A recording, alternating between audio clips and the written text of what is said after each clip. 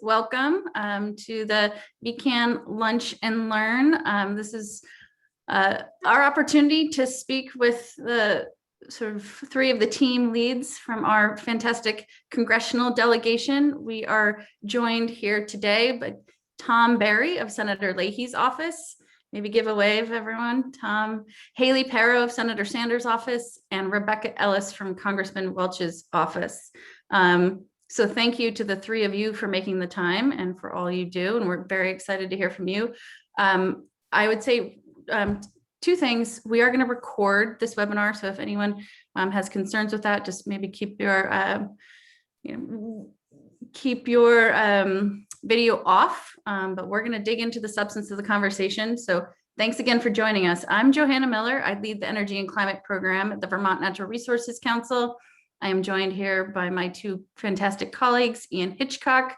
Give a wave, Ian. Many of you all know Ian, and Becca Custer, who is our AmeriCorps member, supporting the network of town energy committees, many of which you are an active part of. So, all right, let's dig into the substance. So I'm just going to give a quick overview of the frame of the day. We're going to hear presentations from Tom, Haley, and Rebecca momentarily.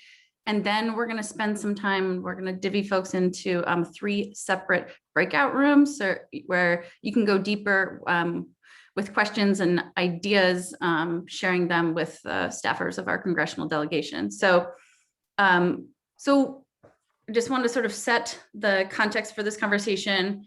I mean, you all are abundantly aware that there is very active dialogues right now related to the American Rescue Plan Act.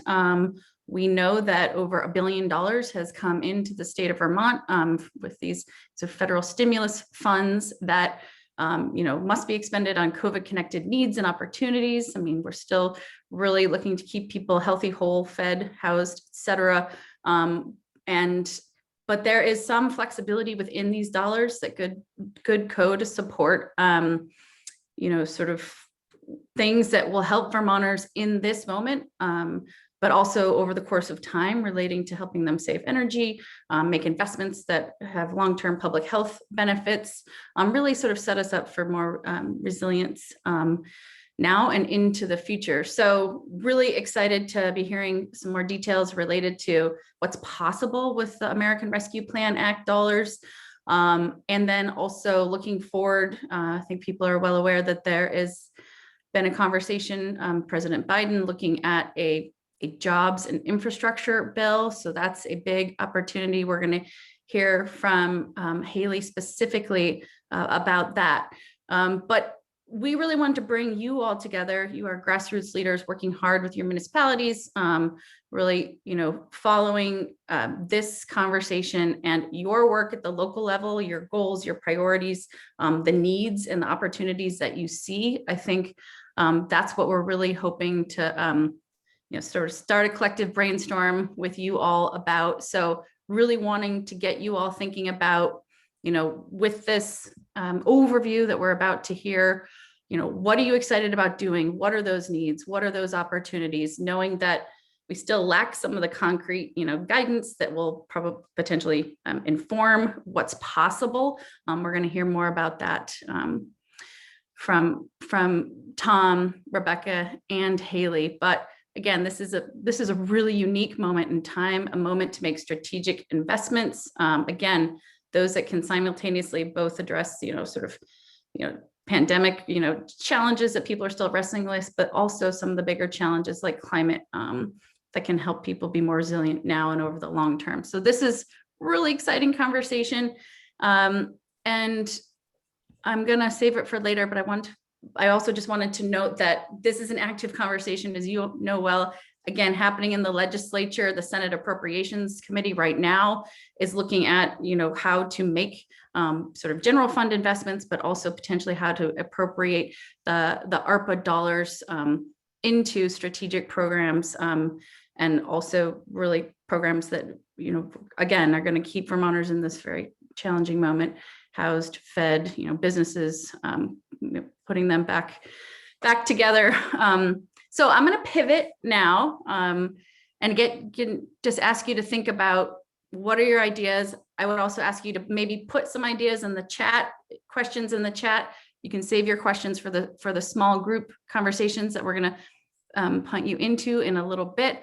But I am going to ask Tom Barry of Senator Leahy's office to sort of tee up the conversation about what's happening big picture in the appropriations, a little bit on the budget reconciliation process, or otherwise the general frame for the, from Senator Leahy's office and your perspective, and the really crucial leadership role that Senator Leahy has in this work and in general. So Tom, please take it away.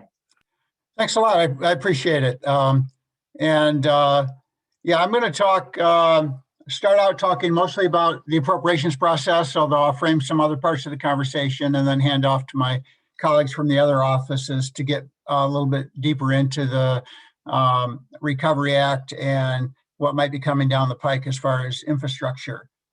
My name again is Tom Barry. I track in Vermont for Senator Leahy, his natural resources and environmental portfolio, as well as agriculture, so ag, energy, all things like Champlain, FEMA, et cetera, energy being a large part of that. And so here I am today, and climate, of course, affects everything, but I have a lot of the portfolio that for the Senator's climate work. Senator Leahy, of course, is the most senior member of the U.S. Senate, President Pro Tem of the Senate, and the most senior member of the three committees that he serves on: the Appropriations Committee, where he is chair, the Judiciary Committee, and the Agriculture Committee. And so I'm going to talk a little bit about the annual appropriations process and where we are with that.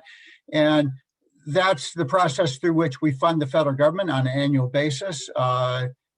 Need to pass 12 appropriations bills which fund the federal government.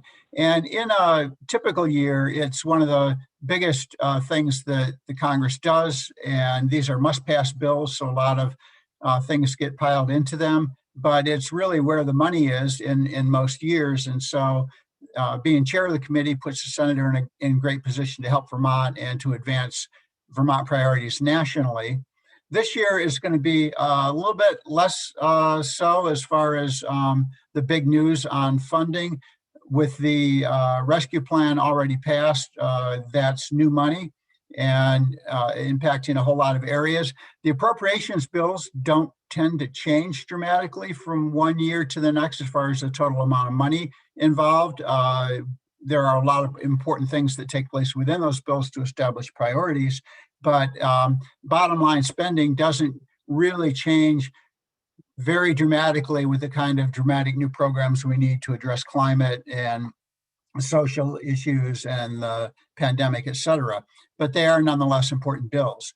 And to get a feeling for where we are and some of the important changes that may be coming down the pike, President Biden the president each year will submit a budget proposal to Congress, and then Congress declares it dead on arrival and writes the budget that they want. But there is an impact from the presidential budget proposal and what the administration priorities are. President Biden submitted a budget proposal last week. They call it the skinny budget. The administration hasn't been in place long enough to put together a fully articulated budget, but it takes the federal budget in a dramatically different direction from what we saw coming out of President Trump's administration. There is overall significantly more funding. The non-defense discretionary spending, which is everything, again, other than the defense and entitlement programs, is slated under the Biden budget for a 16% increase, with defense increasing 2%. Dramatic shift in priorities as far as increasing spending for the non-defense discretionary part. All of the agencies like the EPA, Interior, HUD, Department of Transportation, et cetera, that do the work that most of us are most familiar with. The president's budget proposal includes $1.7 billion for weatherization, $600 billion for electric vehicles, $2 billion for workforce development focused on renewable energy, and about $1 billion for climate mitigation work. So, and increases across the board for all things science and research. In Senator Leahy's work on the budget, he is, picking up these priorities and will run with them to the greatest extent possible.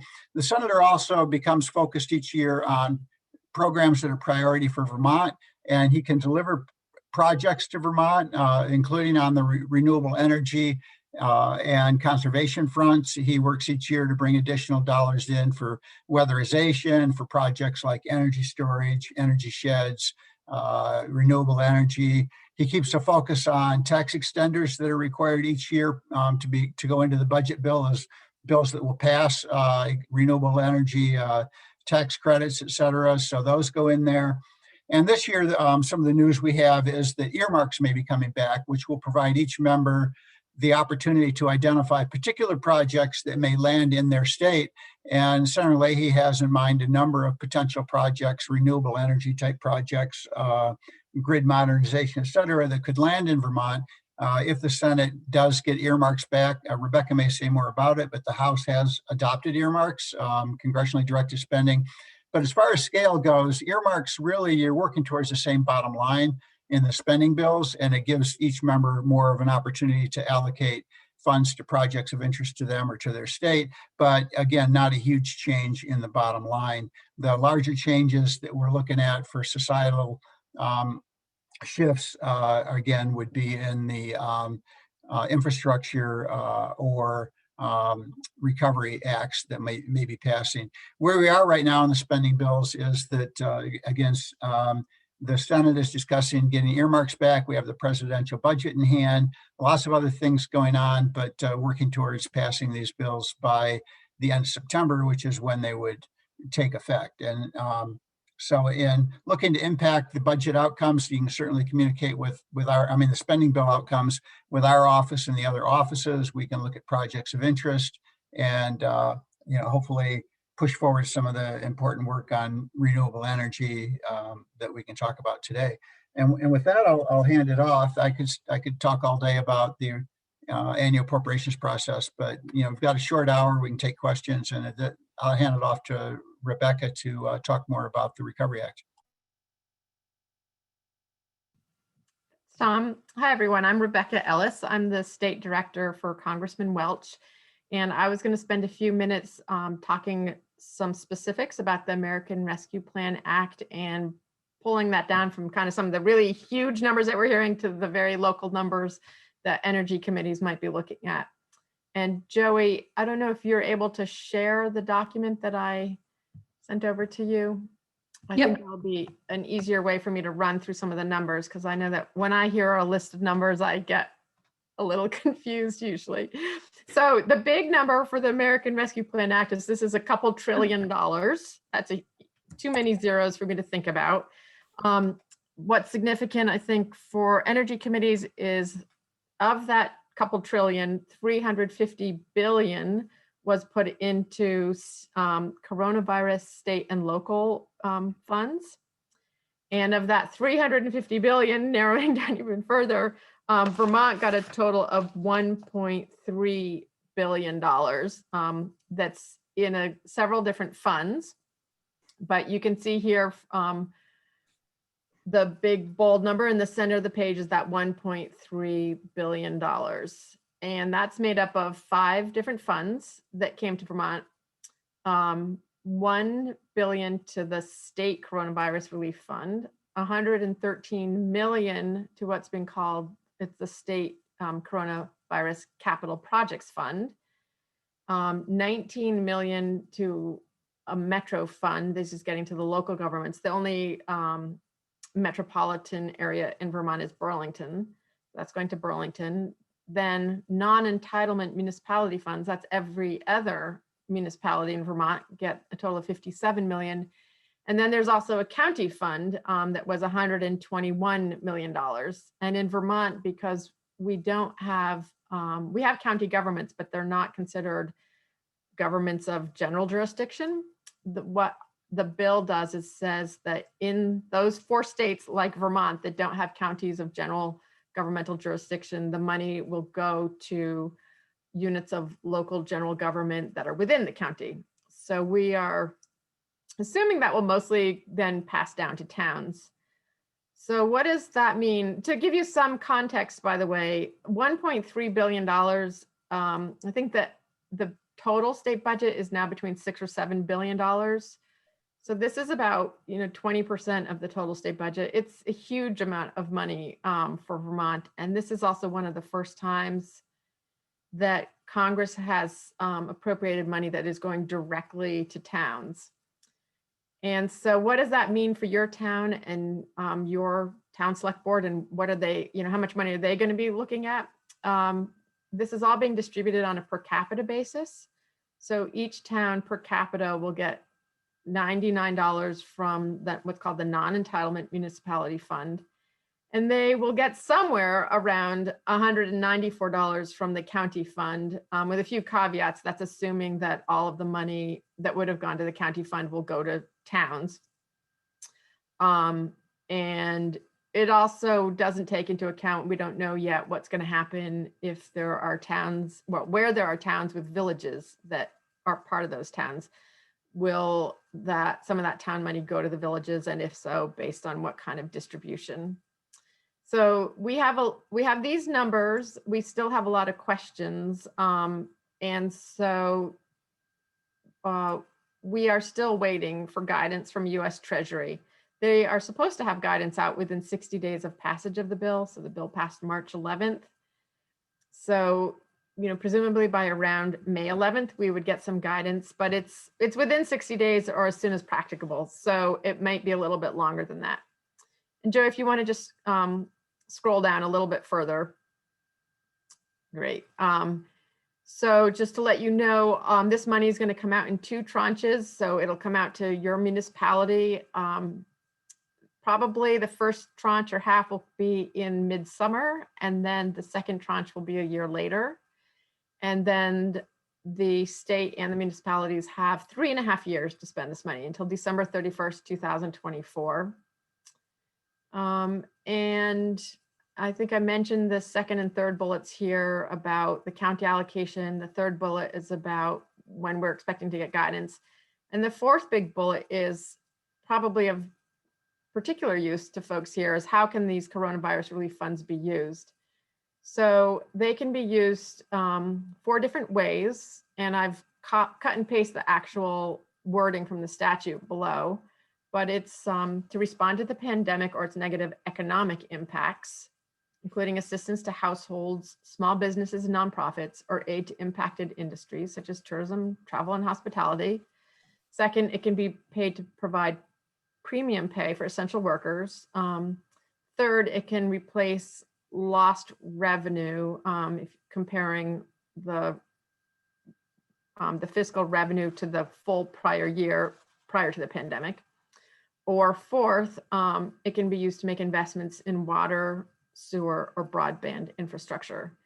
And if you scroll down again, Joey, to the next page, this is the actual language. You'll see in the second column, the big D there.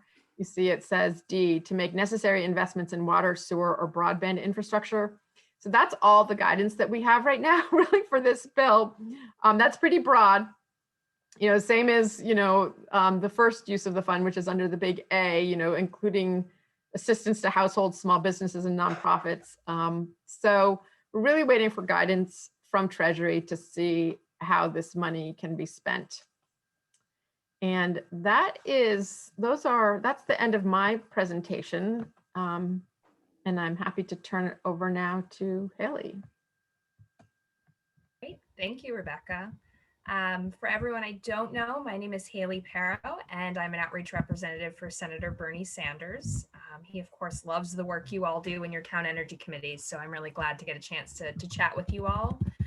And I would caveat that a lot of what I'll be discussing is certainly in flux. Unlike the American Rescue Plan, which is passed, although we're still waiting for guidance, much of what we're thinking ahead is just that. It's still, a part of it, a very active discussion. And if you read in the news over the weekend, you'll see there are many, many more questions than answers. But what I wanted to focus on was sort of what's next, which may be what's perhaps most exciting for some of the folks on the call today. And that is what you may have heard referred to as a climate and infrastructure bill. And what we know so far is what President Biden has sort of laid out in what's being called the American Jobs Plan. That's sort of the first part of what he sees as sort of economic recovery after this kind of initial tranche of funding to help folks. This would really move us ahead, create new jobs, of course, and help our economy recover. So some of the things that are in this quote unquote infrastructure bill are what we typically think of as infrastructure, fixing our highways, our bridges, ports, airports, transit systems. It also has a focus on restoring our crumbling drinking water and overall water infrastructure. Renewed electric grid, which obviously would be important as we transition to a cleaner energy system, high-speed broadband. So all the things you may typically think of. In addition, his plan, which again is still a plan, we don't have any legislative text yet, but that would include things that are related to renewable energy. So clean energy block grants, extending a lot of tax credits, which I know are really important to renewable energy deployment. And then looking at sort of broader definitions of infrastructure, thinking that we need to build more housing and that housing should be energy efficient and include renewable energy. Existing housing should be retrofitted. We should be modernizing our schools, and that should have a really key energy component. And another thing is that we should be a leader in R&D. So a lot of exciting things in here, and really with a focus on creating clean energy jobs.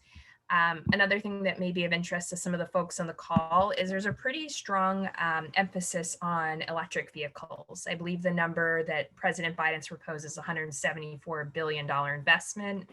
That would be point of sale rebates, tax incentives for American-made EVs. It'd be looking to replace transit vehicles, electrify school buses.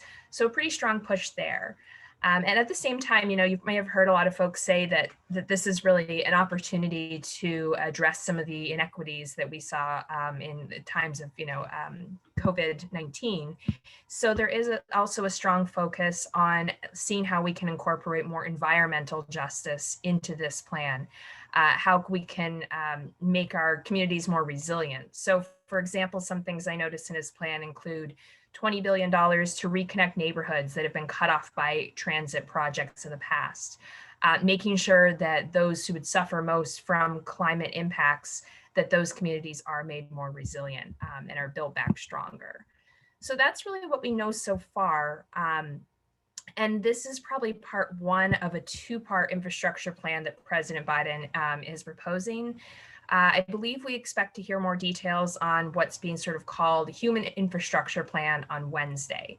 As you can imagine, it may be harder to pass things that kind of fall outside our traditional definition of infrastructure.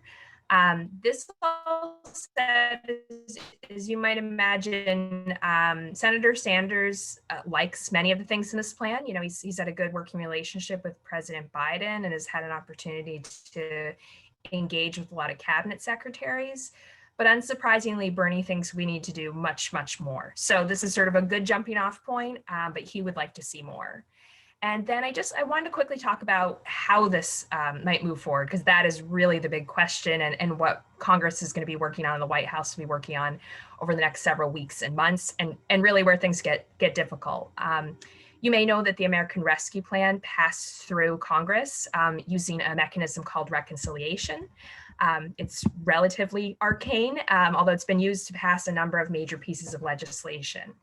And basically, the most important reason why it's used is that it can help pass legislation that has a budgetary impact using a simple majority. So right now, Democrats that Bernie caucuses with have a 51 vote majority in the Senate, which is really narrow. And to avoid a filibuster, you can use the reconciliation tool. There are limits on what can be included in reconciliation. But again, it was really successful in passing the American Rescue Plan, which is very popular with the American people. So yes, it doesn't have 60 senators supporting it, but the majority of Americans do. So I'll get into a few details, but I don't want to get too bogged down in them, and happy to talk through more of them in the smaller group sessions. But basically, Senator Sanders is currently the chair of the Budget Committee, which plays a strong role in reconciliation. And what typically happens, what we saw at the American Rescue Plan, is there is a budget resolution, And then that resolution gives what are called reconciliation instructions to various committees. Bernie is primarily on the Energy and Environment committees, among a few others. And those committees are told, you must increase spending, decrease spending, make some sort of budgetary change, either with a floor or a ceiling or a specific dollar amount. Obviously, those do have policy priorities that the committees work out. So for instance, we saw housing was addressed with American Rescue Plan, and presumably with infrastructure, we'd see various, components addressed.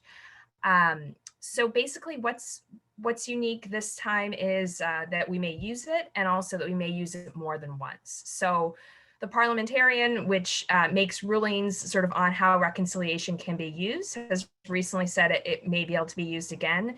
So moving forward, it's figuring out how we get that process started, what's included, how we keep the Democratic caucus together to keep those 51 votes and keep things in that package that will appeal to all. And also, can we do parts of this that are more bipartisan and do not go through the reconciliation process? So lots and lots of questions, but a really interesting tool that we anticipate will be used, and the details will need to be worked out in the coming weeks and months. And I'll leave it at that. Thank you. Thank you, Haley. And thank you, Tom and Rebecca, for your your high level overview, the update, and really sort of deep thanks to Senator Leahy, Senator Sanders, and Congressman Welch for all they are doing and do for Vermonters. This is simultaneously both like, it's a lot to process. It's really exciting. I think people are using like this is a once in a generation opportunity. I think there is a lot of truth to that.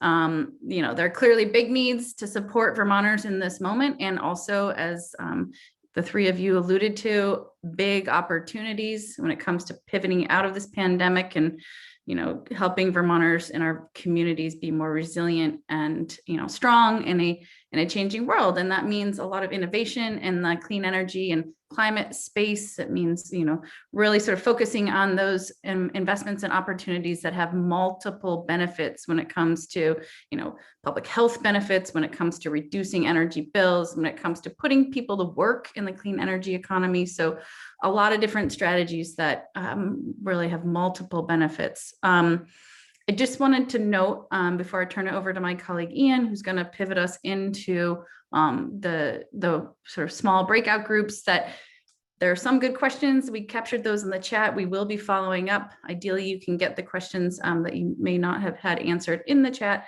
or in the small groups that we're going to be moving into. We can try and follow up with some of those answers as well. But I also just wanted to, again, just sort of frame out that these dollars are coming into the state of Vermont, the American Rescue Plan Act dollars. The legislature is really thinking about, how to direct some of those revenues or move sort of federal dollars around and free up general funds to really, again, respond to critical needs in this moment, but look broadly and in a forward-looking way about how to, again, invest in sort of strategies that might meet multiple goals.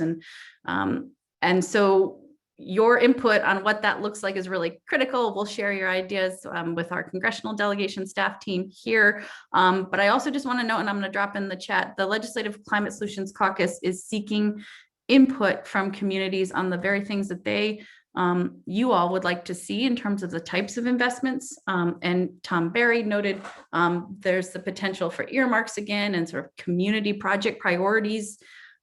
These could potentially be one and the same. So your work at the local level and your ideas for what might be the kinds of projects or programs that the state could deploy in this moment, I think will be very, very helpful. So Ian, I'm going to turn it over to you, and with just a sincere thanks before I say goodbye to everyone, that thank you for joining. Thank the team of Senator Sanders, Leahy, and Congressman Welch for joining here today. And Ian, take us away into the small group conversations. Thanks. Yeah, so thanks, Joey, and thank you so much to echo those thanks to Tom, Rebecca, and Haley. I feel like we're very lucky in Vermont to have among the best and strongest congressional delegation in the country when it comes to meaningful commitment to these issues. And as someone who's currently sitting in his cabin in Wyoming, let me tell you all, I envy the Vermont's delegation very much. Just wanted to offer a few logistical notes on the small group sessions. So in a moment, I'm going to create 3 breakout rooms, and I will just ask for folks' patience as I navigate getting 1 congressional staffer and 1 VECAN partner into each breakout. So give me a minute or 2 to get that done. But once that process is underway, folks will find themselves in a breakout room with about 18 or so folks. We will leave it to our very capable congressional delegation staff to kind of set the frame for how they'd like this conversation to go. But a lot of what we were thinking is that we would, first of all, love for folks to get their questions asked and answered to the extent possible. So please feel free to use the chat to do that, so that even if we don't get to a question, we can capture those and try to follow up later. And also want to make sure that folks can share their own thoughts about what they're thinking with our congressional delegation, so they can take that back to their offices and their members, who always very much want to hear what Vermonters are thinking, and you all in particular, as people who are deeply committed to, engaged in, and knowledgeable about the critical work we need to do to make climate progress and make our state more resilient. I will ask, if folks are invited to unmute themselves and speak, that they are relatively brief, so that we have as much time as possible for as many folks to have their voices be heard, and for questions to be answered. So with that, I'm going to go ahead and create the breakout rooms now. And just a note for folks that we will not be coming back again as a full group. So once the breakouts are done at 1, you can feel free to go on with the rest of your day. So thank you all again so very much. And here come those breakouts.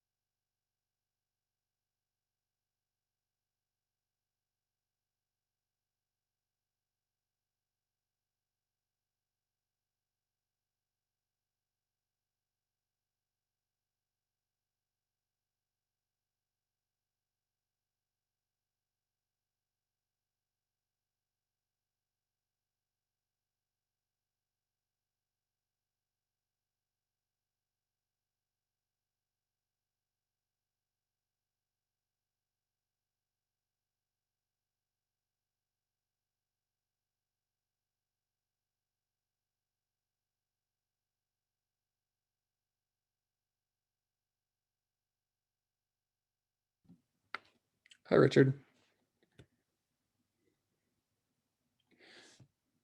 Would you like to rejoin one of the rooms?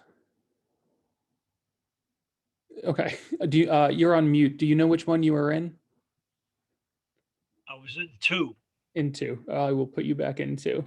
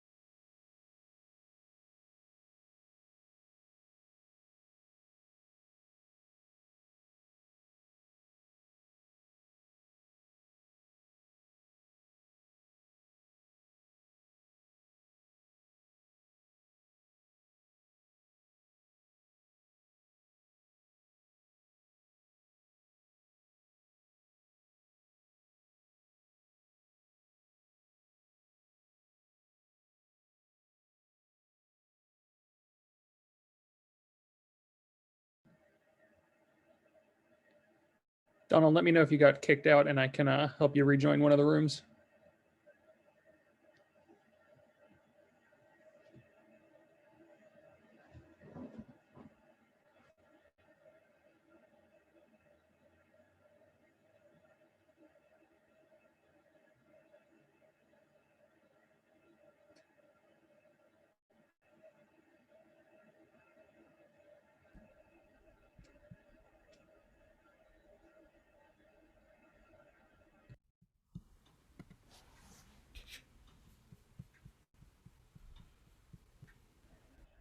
Hi, Donald. Hi. Did you get kicked out of one of the rooms? No, I was here. I responded, then realized I was muted. Oh, okay. Are you just finished then, or would you like to rejoin? I beg your pardon? Would you like to rejoin one of the conversations, or are you all set? I think. Well, I haven't joined any yet. I was joining this meeting. Maybe I'm in the wrong place. This is the environmental Yep. VNC, global warming meeting. Okay. federal dollars. I thought you were already in. So this was at 12. I guess the meeting's wrapping up in a couple of minutes. Oh no, I missed it. Okay, I thought it was at 1. It's been recorded, so if you registered for it, you'll be on the list. They'll send out the recording Okay. afterward. All right. Well, nice Sorry to meet about that. you. Sorry, I didn't get to hear what you had to say. No, it's okay. I'll check out the video. Okay, sounds good. Take care. You too. Bye. Bye.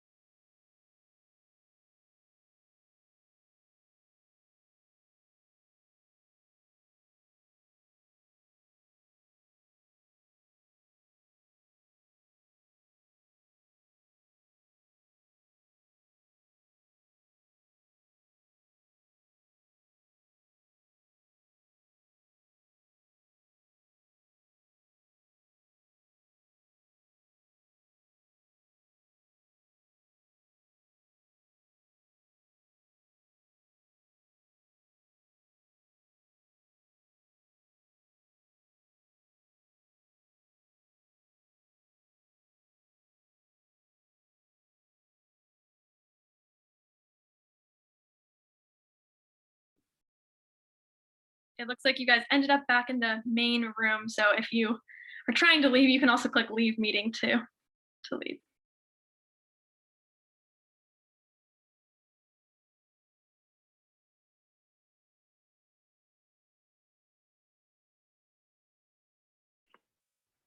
All right, Colin, how in demand were your services?